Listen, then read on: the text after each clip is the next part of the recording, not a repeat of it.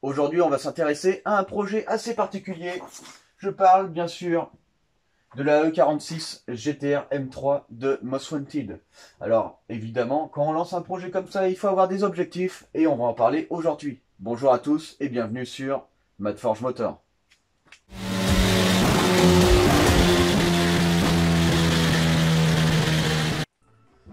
Alors, sur cette BMW, du coup, la Most Wanted, qu'est-ce qu'on veut exactement? Alors, il y a plusieurs choses. Quand on crée un projet comme ça avec du coup des puissances assez énormes, il faut se poser la question de ce qu'on veut en faire. Donc, il y a une première chose qu'on pourrait en faire, drag. Donc, tout ce qui est dragster, donc c'est les accélérations, le 0 à 200 mètres, le 0 à 400 mètres, le 0 à 1000 mètres, etc. Il y a plusieurs, du coup, différences de circuits. Il y a plusieurs différentes compétitions sur ça. Voilà. Donc là, on pourrait en faire ça. Ce serait le projet idéal d'ailleurs pour ça, puisque nous, on veut un rapport poids-puissance de 1 pour 1. Alors, je veux pas faire ça parce qu'en fait, une voiture de drag exclusivement conçue pour le drag, elle a une direction non appréciable, donc on pourra rien en faire d'autre. La direction, il faut la négliger. Il faut négliger énormément de choses pour gagner le maximum de poids. C'est l'objectif du drag, le maximum de poids perdu pour le maximum de puissance. Voilà. Alors du coup, pour faire une voiture de drag, le 1 pour 1, je pense qu'on aurait eu plus de facilité. Malheureusement, drag, moi, c'est pas ce que je veux faire. Voilà. Je veux avoir quand même une certaine utilité sur cette voiture. Je veux pouvoir du coup exploiter un peu plus que ça. Une voiture de drag, c'est assez facile à construire. Il n'y a pas besoin de direction très technique. Hein. Il suffit juste d'aller tout droit. Voilà. Bon, faut quand même pouvoir contrôler sa voiture. Ensuite, on a le circuit. Alors là, ça m'intéresse déjà un peu plus. Le circuit, donc faire une voiture équilibrée, faire une voiture avec des suspensions spécifiques, faire une voiture du coup avec une tenue de route pareil spécifique en fonction de la géométrie, en fonction de la dureté de vos ressorts, etc., etc. Là, on a un véhicule plutôt intéressant, on va pouvoir l'exploiter dans tous ces domaines. Alors, il y a le circuit et aussi il y a le drift. C'est quasiment la même chose. C'est quasiment la même chose. Voilà. On peut passer d'une voiture de circuit à une voiture de drift. Et inversement. Alors par contre, quand on passe sur du drift, il va falloir penser à une chose très importante, c'est la direction. Oui, la direction a une énorme importance. On va devoir pouvoir bouger plus nos roues pour pouvoir faire des contre-braquages bien plus importants que sur circuit. En circuit, la plupart du temps, on essaye de limiter le dérapage. Pour avoir une adhérence maximum, il ne faut pas dépasser de plus de 10% de dérapage. Voilà, donc en fait, on est quand même un peu différent, mais on peut quand même faire des transferts. Moi, je partirais sur le drift. Voilà, je pense que c'est une bonne idée. Alors, du coup, cette BMW, en caractéristiques techniques, on va vouloir, enfin, moi, ce que je veux, c'est entre 900 et 1000 kg maximum. Évidemment, il faut que les chevaux suivent entre 900 et 1000 chevaux. C'est ce que je veux absolument. Donc un rapport poids-puissance de 1 pour 1, le plus proche possible. Si on est légèrement en dessous, bon, parce que c'est quand même assez compliqué. Si on est au-dessus, eh ben c'est tant mieux. Voilà. Alors ce qu'il va nous falloir, on m'a conseillé, au début je voulais le 2,8 litres. Mais ce qu'on m'a conseillé, c'était de prendre le 2,5 litres, le B25, parce que le B28 est en aluminium et du coup les caisses moteurs, eh ben ça peut forcément arriver, surtout qu'on va envoyer ici entre 2 bars et 2 bars 5 de pression turbo. Donc là il va nous falloir un moteur full forgé, voilà, pour pouvoir supporter ces puissances, parce qu'un 2,5 litres pour atteindre 900 à 1000 chevaux, il va falloir quand même le booster. Voilà, donc là il va falloir changer toutes les pièces internes. Alors on va voir un peu les différences entre un moteur Atmo et un moteur turbo à puissance finale équivalente. Alors le moteur Atmo, il va avoir un début de puissance dans les 3000, dans les 2500 et il va terminer dans les 6500. Évidemment ça dépend, on peut le faire varier. Voilà, mais en général, la plage d'utilisation est assez grande. Le problème du turbo, c'est que, hop, la plage d'utilisation est beaucoup plus raccourcie. Surtout si on a un énorme turbo, plus le turbo il est gros, plus on va mettre de temps. Et pour compenser, plus il va falloir aller loin ici. Voilà. C'est des choses assez importantes à savoir suivant ce que vous faites. Si vous faites du drift, vous savez que votre plage d'utilisation, elle va être là. Du coup, si vous commencez à essayer de drifter à 3000 tours, et ben en fait là la voiture elle partira pas. Du coup vous allez vous allez pas partir du tout et vous allez avoir des soucis pour accélérer, pour faire partir votre voiture. Donc ça, il faut avoir connaissance de ces valeurs là pour choisir du coup la vitesse adaptée en fonction du virage que vous voulez prendre. C'est très très important. Avec un atmosphérique, c'est complètement différent puisque la puissance est vraiment plus basse. Le couple est encore plus bas. Le couple, on est là. Alors qu'ici, le couple, c'est la même courbe quasiment. Voilà. Donc ici, ça suit la même chose. Le couple va être identique quasiment à la puissance avec un turbo. Alors que sur un atmosphérique, le couple va être beaucoup plus bas. Après, il va descendre un peu plus tard. Hop. Mais il descend avant la fin de la puissance. Et ici, on sait que même ici, on pourra commencer à drifter sans problème, même à 2000 tours. Pour un atmosphérique. Ici, on oublie. Ici, malheureusement, pour résoudre ce problème, soit on passe en compresseur, soit on passe en biturbo. Donc en fait, on met un turbo bien plus petit pour compenser. Ici, on va compenser le manque de puissance à bas régime. Et après, avec le gros turbo, on continue à augmenter la puissance après. Il n'y a que comme ça, avec cette préparation-là, qu'on va pouvoir exploiter du coup des puissances à plus bas régime. Ça va être compliqué sinon avec notre moteur. Surtout que nous, on va avoir un 2,5 litres. On m'a conseillé du coup de ne pas prendre le B30, on m'a conseillé de prendre le B25 et effectivement je pense que c'est plus judicieux parce que le bloc est en acier. Le bloc du B28 est en aluminium. Malheureusement, si je commence à balancer beaucoup de pression, les cylindres ils vont commencer à chauffer un peu trop et on peut avoir des gros soucis et même des casses du bloc moteur. Voilà. Donc voilà à peu près la différence entre un Atmo bien préparé, bien puissant et un moteur turbo bien puissant. Alors évidemment ici on va taper dans du 6 litres de cylindrée, voire plus. Ici déjà à 2 litres on peut commencer à avoir des puissances qui dépassent l'atmosphérique. En puissance maximale Atmo. Donc un 6 litres puissance maximale Atmo, on va peut-être atteindre les 600-700 chevaux, 750. Ici avec un turbo, l'avantage c'est que même avec un 2 litres on peut atteindre ces valeurs là. Par contre la plage d'utilisation, comme je vous l'ai dit, va être complètement différente. Donc ici c'est un choix judicieux de choisir pour vraiment du drift, un atmosphérique. Ça va être plus judicieux, mais après il faut penser aussi au poids. Il y a plein de choses. Après on peut passer en biturbo ou en compresseur turbo. Alors on va voir un peu la différence entre le simple turbo, le compresseur turbo et le twin turbo ou biturbo. Alors c'est différent parce que je vous explique après. Twin turbo, biturbo. Alors déjà turbo. Donc déjà ici, on sait qu'on a besoin d'un peu de temps pour que le turbo se lance. Hop là, il se lance. Et on a à peu près ça. Compresseur turbo. Alors le compresseur c'est simple, c'est linéaire. Voilà, hop.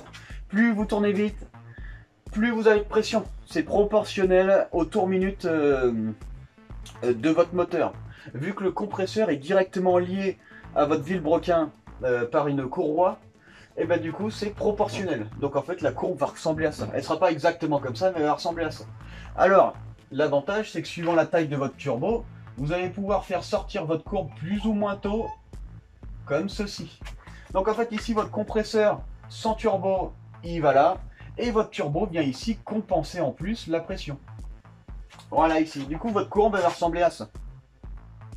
Bon évidemment c'est théorique. Voilà.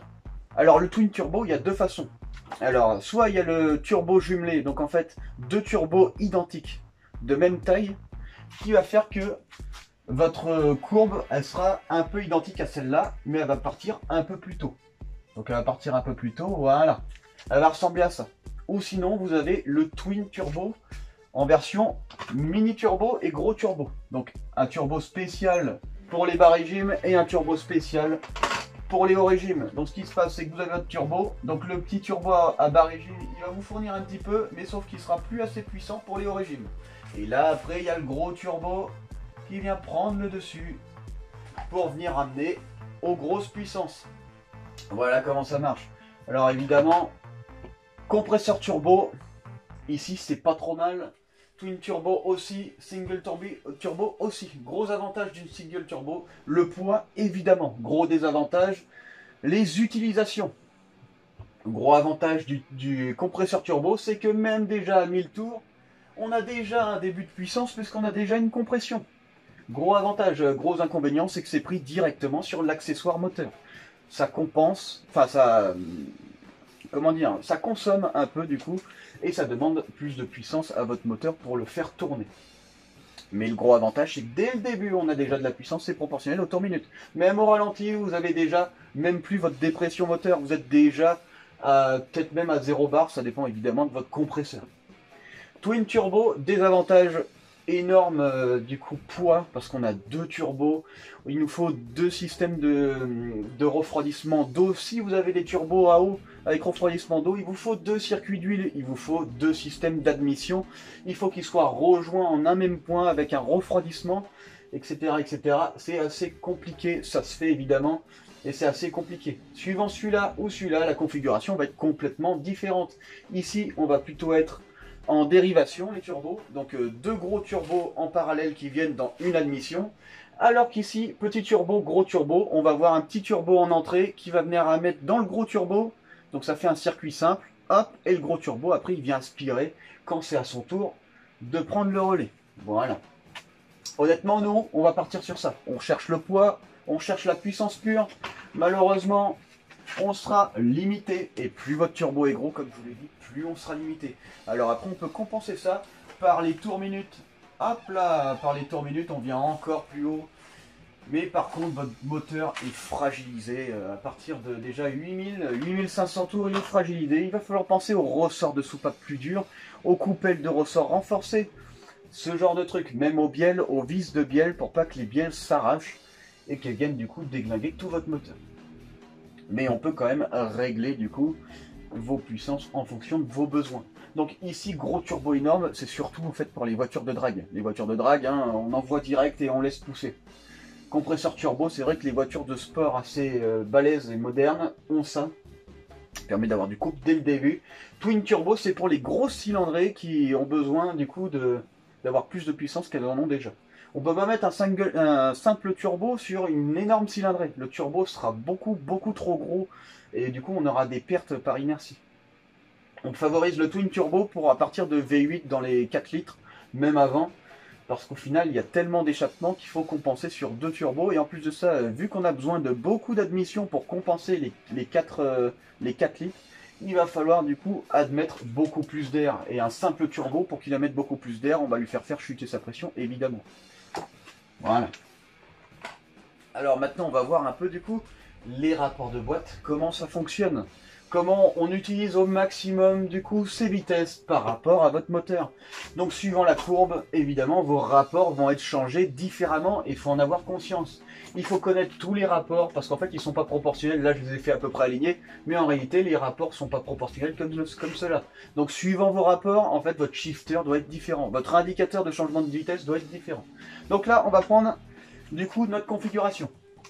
Début de puissance, on va dire 4500. Voilà. Début de puissance. Notre moteur, on va dire qu'il est limité à, hop, on va dire 8000 tours. Donc là, ici, 8000 maxi. Donc là, voilà, on sait qu'on est à 8000 tours. Donc ça se calcule. Ici, on a nos vitesses. Hop, donc ça, ce sont nos vitesses réelles en kilométrage, en kilomètre-heure. Donc admettons à 8000 tours, en première. Hop, donc ça c'est la première. La première qui commence, bon normalement elle commence depuis le zéro, hein, évidemment. Donc la première qui commence là, on va dire que là on est à quoi, à 250 tours minute. Elle va monter et en fait à 8000 tours, ici hop, on descend et admettons à 8000 tours on est à 60 km/h. Voilà. Donc on sait qu'en fin de première à 8000 tours, on est à 60. Et ici on a la fin de 2, 3, 4, 5, etc. si vous avez plus de vitesse. Donc admettons, ici, Bon, ce qu'il faut savoir, c'est que ce tableau, il est réel. Donc en fait, vous pouvez le faire schématiquement et vous aurez exactement les valeurs. Tout est proportionnel. Une vitesse ne changera jamais par rapport à la route. Bon, à part le gonflage des pneus, parce qu'évidemment, plus on roule vite, plus nos pneus prennent de l'ampleur. Donc en fait, ça varie légèrement. Mais on peut se fier à ce genre de schéma pour savoir où on en est. Donc voilà, donc admettons, je suis en première et je décide de changer ma première à 8000 tours. Qu'est-ce qui se passe? Donc ici, hop, à 8000 tours, je m'arrête, je descends, et là j'ai la 2. Donc la 2, après il suffira juste de suivre pour savoir à combien de tours minute vous êtes. Admettons, je suis à 6000. Voilà, donc la première, si je la passe à 8000, hop, je sais que je tombe à 6000 tours en 2. Pour la même vitesse, 60 km/h. Ensuite, votre 2, vous la faites monter, hop, vous redescendez. Ici, en fin de 2 à 8000, vous redescendez, mais là on n'est plus à 6000, on est à une autre valeur, etc., etc., etc. Suivant vos rapports, c'est différent, on monte, on monte. Ce qui est intéressant ici, c'est de savoir nos plages d'utilisation. Donc 8000 c'est là, 6000 c'est là. On va dire que 6000, pour essayer de vous expliquer un peu plus simplement, c'est là. 6000, 8000. Donc là ici, je vais faire une courbe un peu différente, hop, pour vous expliquer un peu mieux. On va faire une courbe qui descend. Hop là. Donc là j'ai ma courbe. Et là j'ai ma courbe qui redescend. Voilà. Hop. Ici on a nos 8000. Ouais, on va même les mettre avant. Ce sera plus simple à expliquer.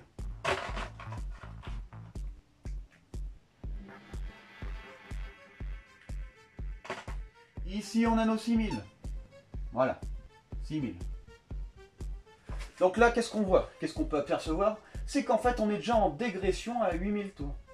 Donc ça veut dire qu'en fait, là, on change nos rapports à un endroit où on n'optimise pas du tout notre puissance moteur par rapport à sa courbe. Donc ce qu'il faut faire, c'est trouver justement le juste milieu pour avoir le maximum de puissance. Ici. Voilà, parce que c'est ici où on a le moins de descente et c'est là où on a encore le plus de performance. Sur les moteurs atmosphériques, je crois qu'on va favoriser le début du couple, là où c'est le plus balèze, quasiment. Le début d'entrée de couple. C'est comme ça qu'on choisit nos rapports en fonction de... Donc là, même si notre moteur monte à 8000 tours, les rapports, il ne va pas falloir les changer à 8000 tours. Il va falloir les changer plutôt dans les 7000. Hop. Donc là, on va descendre. On va le changer à partir d'ici. Du coup, on n'est plus à 60 km/h ici. Ici, admettons, on va être à 50. Donc ici, hop, en 2, on redescend. Notre deuxième à 50 km/h, là on n'est plus à 6000, là on va être plutôt à 5000, 4800. Voilà, etc., etc. Il faut faire ça sur chaque vitesse pour connaître notre tour minute par rapport à notre courbe de puissance. Et là, vous serez optimal dans les performances de votre voiture, dans votre accélération. Vous aurez le top du top. Il faut un shifter à chaque vitesse différente. Si vous avez des vitesses proportionnelles, c'est très bien, il n'y aura besoin que d'un seul shifter. Par contre, vos vitesses, elles seront pas proportionnelles. Les vitesses proportionnelles, ça existe quasiment pas. Voilà, donc ici, il faut absolument bien prendre en compte les changements de vitesse en fonction du coup de votre couple, de votre puissance et surtout de votre diagramme. Le diagramme, il faut absolument l'avoir pour pouvoir gérer du coup ces vitesses-là. Parce que évidemment, il y a des moteurs, c'est encore pire. Il y a des moteurs, ils vont à 8000 tours, ils ont l'impression que c'est bien, mais sauf que ça descend encore plus. Alors là, vous êtes en perte constante. Votre 8000 est là, votre 6000 est là, bah là, toute la puissance, eh ben, vous ne pourrez même pas l'exploiter parce qu'elle n'est pas du tout à ce régime-là. Elle est dans les régimes bien inférieurs. Donc ça, c'est très important de savoir ça si vous voulez avoir des accélérations les plus balèzes possibles. Et si vous voulez drifter, il va falloir savoir, pareil, mais pour votre couple. C'est le couple surtout qui va favoriser du coup la glisse de votre véhicule. Donc ça, ce sont des choses très importantes. Alors c'est compliqué, oui et non. Il faut tester votre voiture, il faut absolument avoir le diagramme, il faut vos kilométrages, il faut etc. etc. etc. Plutôt que vos kilométrages, une fois qu'on les a, vous n'aurez plus qu'à mettre le shifter. Mais au moins vous saurez qu'à cette vitesse, admettons, eh ben, que vous pouvez changer votre vitesse pour avoir le maximum de puissance. Voilà un peu pour les vitesses, comment ça marche, pour augmenter au maximal la performance de votre véhicule en accélération. Donc voilà, donc là on a vu un petit peu Du coup, comment fonctionner les rapports de boîte, comment fonctionner la puissance, comment choisir son moteur en fonction de ce qu'on a besoin. Maintenant, on va voir un peu les modifications du coup de la BMW, ce qu'il va falloir faire et ce qui me semble judicieux à faire. Alors, BMW, tout le monde connaît, enfin ceux qui s'y connaissent en BMW, connaissent un petit peu ce problème quand on passe en turbo. Et ben nous, on va essayer de le corriger le plus possible. Voilà, donc ici on a nos roues. Hop. Vous allez comprendre où je veux en venir. Hop, ici, on a nos maintiens de suspension et là, notre aile. Voilà. Donc ici, nos maintiens de suspension qui prennent beaucoup de place ici et là. Alors, qu'est-ce qui se passe? Le moteur de la BMW est penché. Il est penché côté échappement. Comme ceci.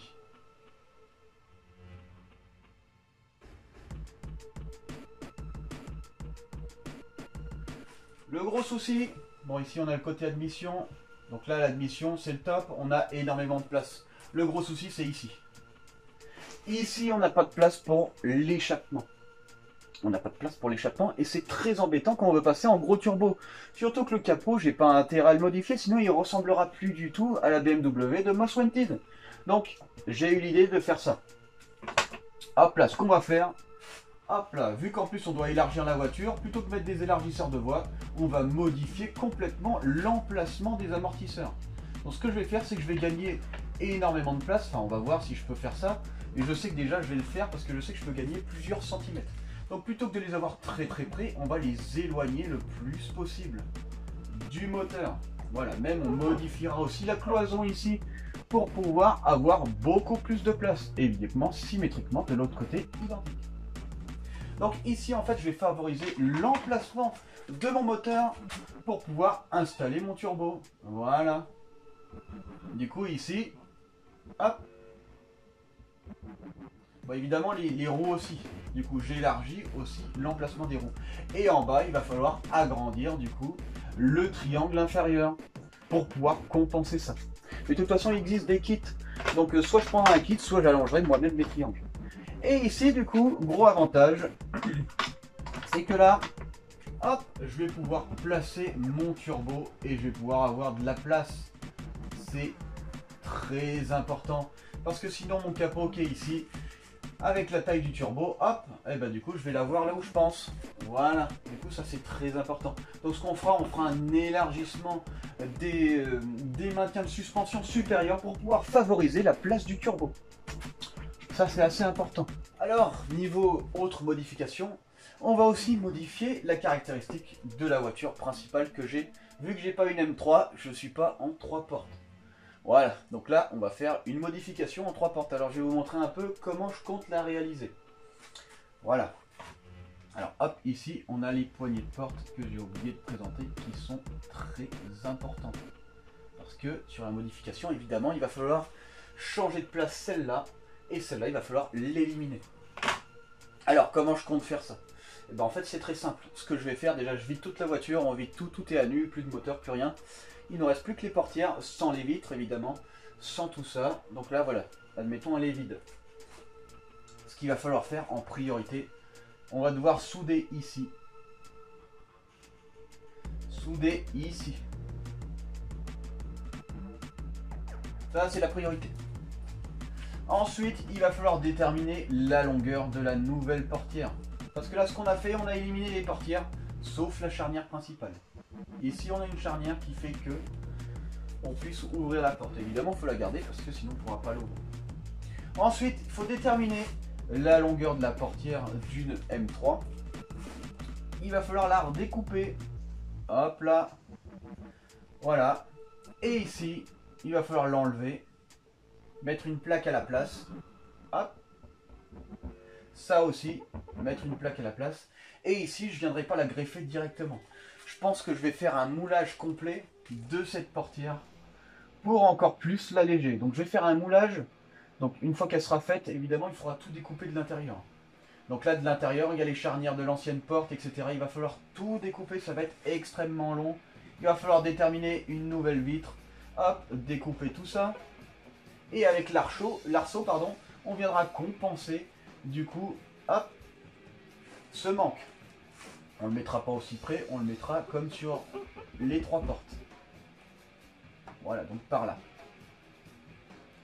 Voilà, donc ça, comme ça, on saura où déterminer. Alors là, l'avantage, c'est qu'on va gagner un poids immense. Déjà sur le prototype Calibra, on a gagné par portière, juste en les vidant, on a gagné, je sais plus, 16 kilos et quelques. Donc déjà, c'est énorme. Alors là, j'imagine même pas combien on va gagner. Là, on va gagner, mais énormément. C'est énorme. Une fois qu'on aura sorti notre portière, on va la mouler, on va la ressortir en fibre. Je pense que, tant qu'à faire, on va la sortir en fibre de carbone, mais elle sera peinte. On n'aura pas la fibre de carbone réellement visuelle. Elle sera peinte. Donc on mettra un gel coat avant de sortir le moule, le moule en fibre. On mettra un gel coat pour la mouler, et on la ressortira aussi en gel coat avec de la fibre de carbone, peut-être même de la fibre de Kevlar pour l'instant, je ne sais pas encore, pour alléger au maximal cette portière, qui en fait en était 2 de base. On va gagner énormément. Voilà, ça c'est très important. Ce genre de procédé d'utilisation, ça va être quasiment indispensable si on veut arriver à atteindre notre poids de 900 kg. On va pas avoir le choix de faire ce genre de détail. J'aurais pu acheter directement une portière de M3, mais au final ça aurait changé rien du tout, puisque je la passe en fibre après. Donc ça aurait été peut-être plus propre, ça va être très difficile de faire quelque chose de propre, mais je ferai au mieux pour que ce soit le cas. Voilà, donc là, c'est une chose indispensable à faire. Et évidemment, après on aura la vraie peinture. Je ferai la peinture le mieux possible. De toute façon, on fera tout ça ensemble avec les bons... pas des stickers, puisqu'on va tout peindre. La voiture, on va réellement la peindre, on va pas la mettre sous stickers. Et une chose que je vous ai pas dit sur les rapports, c'est qu'en fait... non, c'est qu'en fait rien. Non, c'est bien. C'est bien. On peut aussi changer du coup le pont. Mais le pont ne va pas changer vos plages d'utilisation de vitesse. Il va changer en fait la vitesse en kilométrage de vos rapports. Du coup, les kilométrages de vos rapports seront différents. Pareil si vous augmentez le diamètre de votre roue. Plus votre roue elle est grande, plus les rapports vont être allongés. Évidemment, plus elle est courte, plus vos rapports vont être raccourcis. Tout ça, il faut y penser. Moi, je préfère favoriser des roues plutôt moins grosses pour favoriser du coup le couple. Parce qu'évidemment, plus votre diamètre de roue est faible, plus vous allez favoriser le couple. Mais en contrepartie, votre vitesse maximale par rapport de vitesse, va être plus petit. Par contre, votre puissance va être multipliée proportionnellement par rapport au diamètre de la roue, par rapport à la roue d'origine. Ouais, ça, ce sont des choses importantes. Et après, le rapport de pont, on peut le modifier. C'est comme si on changeait le diamètre des roues. Changer le rapport de pont, c'est changer le diamètre des roues, c'est un peu la même chose. Si vous changez en plus les deux, alors là, vos rapports sont encore plus courts. Vous avez encore plus de couple. Même si votre diagramme de puissance est très bas, vous aurez un peu plus de couple à bas régime, parce qu'en fait, vos rapports seront diminués. Du coup, votre couple sera augmenté. Et il y en a, ils font l'inverse. Ils augmentent, du coup, les rapports de pont, parce qu'en fait, ils utilisent une vitesse spécifique pour drifter. Ils utilisent la 3 ou la 2. Et évidemment, il faut une vitesse de dérapage. Et suivant la courbure de là où vous allez prendre du coup, la courbe sur la piste, il va plutôt falloir favoriser une 3 plutôt qu'une 4. Parce qu'une 3, ça va partir beaucoup mieux qu'une 4. Donc ce qu'ils vont faire, ils vont plutôt allonger tous les rapports pour que la 3 soit la plus efficace sur ce type de courbe. Et inversement, si jamais les courbes sont trop courtes, donc il y a beaucoup de 90 ou beaucoup d'angles comme ça, ils vont favoriser plutôt une 2 plus courte ou une 3 plus courte ou sinon une 2 encore plus longue. Tout dépend de la vitesse, tout dépend de ce que vous voulez faire. Je ne sais pas si je me suis bien fait comprendre, c'est assez compliqué. Mais en fait, on choisit en fonction de tous ces principes. Donc en fait, la puissance moteur a une énorme importance, c'est les plages d'utilisation qui nous intéressent.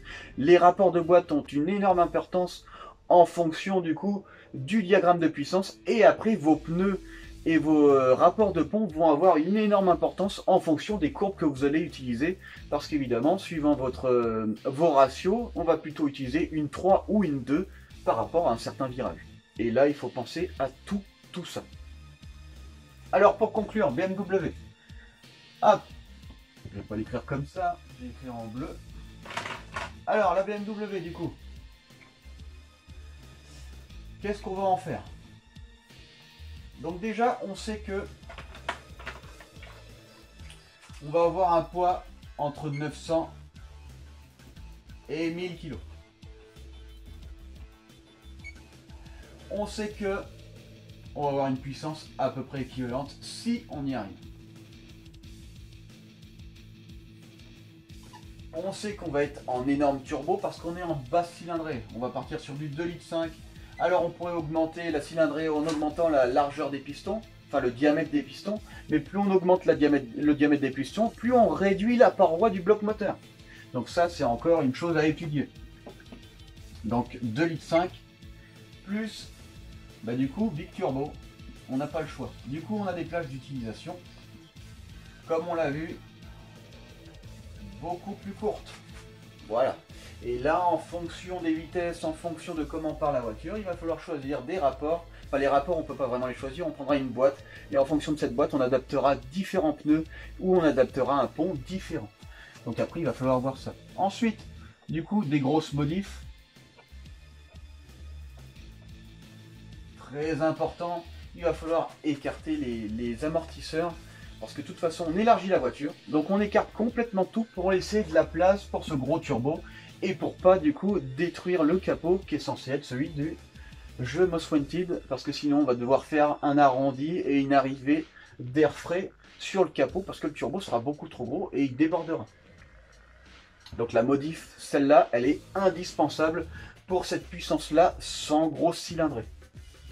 Voilà ce qu'on va en faire. Et je pense que du coup, on fera en sorte que ça reste une voiture de drift. Les BMW, enfin reste, que ce soit une voiture de drift, les BMW sont très bien conçus pour ça. L'empattement est très très bon, il est assez long. Du coup, elle est bien pour drifter.